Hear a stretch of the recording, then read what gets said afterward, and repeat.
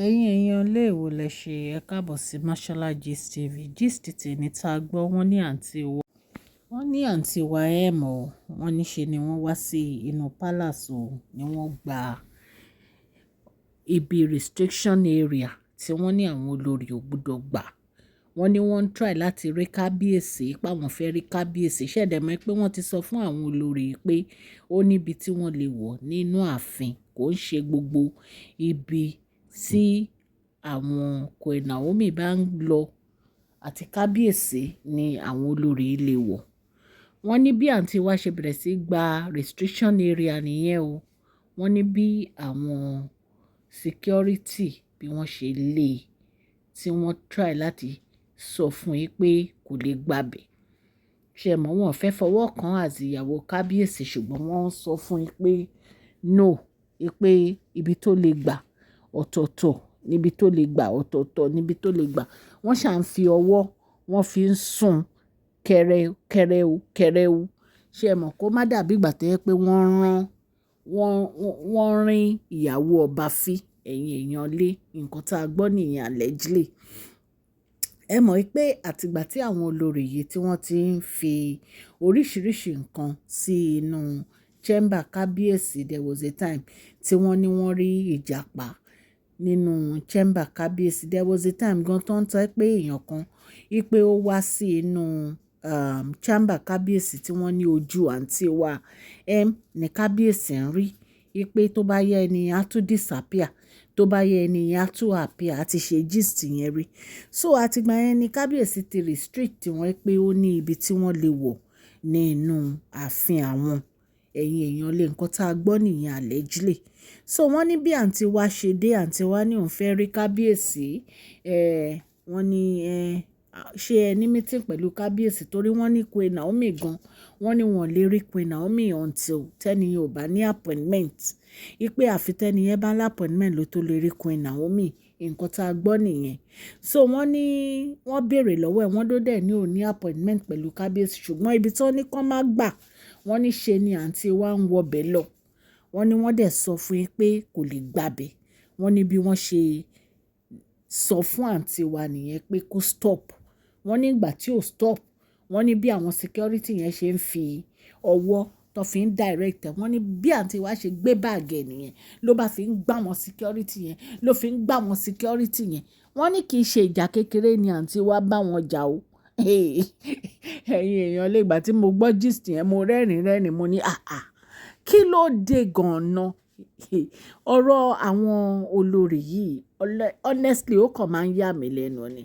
Wọ́n ti fún yín ní òfin wọ́n ti sọ fún yín pé ó níbi tẹ́ ẹ lè dé ní inú palace ó níbi tẹ́ ẹ lè wọ̀ nínú palace kí wá ló dé tó jẹ́ pé ṣe bí ìgbà tó yẹ pé nǹkan tí kábíyèsí ń sọ yẹn kò wá important kò jọ yín lójú nǹkan tó bá wù yín lẹ fẹ́ ṣe ní inú palace bàbá Awẹ̀rin ńlá. Ẹ jẹ́ kí n kí ẹ̀yin olólùfẹ́ mi ní ilé lóko àti ní ẹ̀yin òdì wípé ẹ káàbọ̀ sí Mashola Gist TV. Mashola Gist TV ń kí yín. Mashola Gist TV ń kí yín. Adúpẹ́ atọ́pẹ́dá. Mashola Gist TV ń kí yín. Mashola Gist TV ń kí yín o ní ẹ ṣé o lọ́wọ́ ọkùnrin lọ́wọ́ obìnrin lọ́wọ́ ọmọdé lọ́wọ́ àgbà lórí gbogbo bẹ́ẹ̀ ṣe ń comment tẹ̀ ń like tẹ̀ ń share àdúpẹ́ ní ọwọ́ gbogbo yín. Mashola Gist TV ń kí yín. Ẹ̀yin olólùfẹ́ wa ẹ káàbọ̀ sí Mashola Gist TV. Ṣé àlàáfíà ni ẹwà gbogbo lè ń kọ́? Orúkọ mi ni Mashola kò yí padà. A máa ń sọ̀rọ̀ nípa celebrity gist, royal gist, politics àti gbogbo nǹkan tó ń ṣẹlẹ̀ ní agbègbè orílẹ̀-èdè bàbá wa ní ilẹ̀ Nàìjíríà.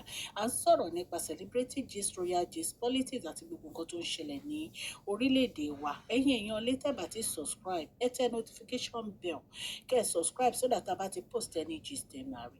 A ń sọ Yorùbá lórí channel yìí nítorí pé a fẹ́ gbàgbé àṣà àti èdè wa. Ẹ̀yin èèyàn lé à ń ṣe advert lọ́lọ́kùn òjọ̀kan lórí channel yìí ẹ kàn sí wa ní Mashola Gist TV. Ọlọ́run Elédùmarè á bá mi gọ́wọ́ yín sókè o. Ọlọ́run Elédùmarè á bá mi ran gbogbo yín lọ́wọ́ o. Òkè ni ọlá yín á máa lọ o. Ọlá yín ò ní lọ ìsàlẹ̀ láíláí. Ẹ̀yin èèyàn lé bí a ṣe gbọ́ nìyẹn o tí wọ́n ní àǹtí wa tí wọ́n ló ń ti àwọn security pẹ̀lú báàgì tó fi báàgì gbá wọn tí ó ń bá wọn fa wàhálà ipe nǹkan má ti òun ibi tó ń bá fẹ́ wọ̀ ló máa wọ̀ wọ́n dẹ̀ sọ fún yín pé kò lè wọ ibi tó bá fẹ́ wọ̀ ipe nítorí bàbá wẹ̀rin ńlá ló ṣe òfin yìí wípé ó ní ibi tí wọ́n lè wọ̀ nínú palace àwọn èèyàn kan tiẹ̀ ń sọ pé bóyá ó fẹ́ sọ nǹkan sílẹ̀ ní ẹ mọ̀ pé bí kan bá oríṣiríṣi nínú báàgì ẹ̀ nǹkan tó máa ń ṣe nìyẹn there was a time tí wọ́n ní ìyá onífá wípé wọ́n ti sọ fún kábíyèsí pé owó ẹyọ wà lára ẹ̀ wọ́n ní ìgbà tó dẹ̀ dé ẹnu security gate wọ́n ní wọ́n kábíyèsí pè wọ́n láti inú chamber wọn pé kí wọ́n sọ fún yín pé owó ẹyọ tó kó sára yẹn kò lè gbé wọnú pálàsì àwọn. wọ́n ní báńtí wá ṣe fìtìjú kárùn nìyẹn tó padà wọ́n ló padà bóyá ó lọ yọ owó ẹyọ yẹn sí inú ilé ni o ló bá tún padà wá ẹ̀yin èèyàn lé láì ṣe ìyá onífá kéèyàn máa kówó ẹyọ kiri wọ́n ló kó owó ẹyọ yẹn wọ́n ló fi sínú ara ẹ̀ wọ́n tiẹ̀ tún dárúkọ iye ẹ̀ wọ́n ní owó ẹyọ 21 òun ló wà lára àǹtí wa kí ló dé àǹtí wo lówó ẹyọ kí ló dé kí ló ṣẹlẹ̀ bóyá nǹkan kan tún wà lára àǹtí wa ní báyìí ló fi ní òun ṣàfẹ́ wọnú pálásì òun fẹ́ rí kábíyèsí tó yẹ pé kò sí nǹkan tẹ́ lè gbé sára wọn ti rí wọn kàn ń sọ̀rọ̀ ni kò sí nǹkan tí ẹ lè sin sí ara kábíyèsí rí ẹ̀yin èèyàn lé nǹkan tá a gbọ́ nìyẹn o allegedly ó tọ́ ni pé wọ́n sọ fún àǹtí wa ipe kò lè wọ ibi tó fẹ́ wọ̀ ipe ibi tó fẹ́ wọ̀ yẹn o ipe restricted area ni ipe so bàbá wẹ̀rin ńlá dẹ̀ ní ó ní ibi tán lè wọ̀ nínú ààfin àwọn wípé òfin ti de àwọn olórí yìí ẹ̀yin èèyàn lé nǹkan tá a gbọ́ nìyẹn tí a bá tún gbọ́ update lórí ẹ̀ a máa jẹ́ kẹ́ ẹ gbọ́ a dúpẹ́ fún gbogbo etí tó ń gbọ́ wa ò ní ilé lóko àti lẹ́yìn òdì ẹ má gbàgbé pé à ń ṣe advert ní orí Mashola Gist TV ẹ kàn sí wa ní masholagistv@gmail.com tẹ́ bá ní ìpolówó ọjà tẹ́ fẹ́ polówó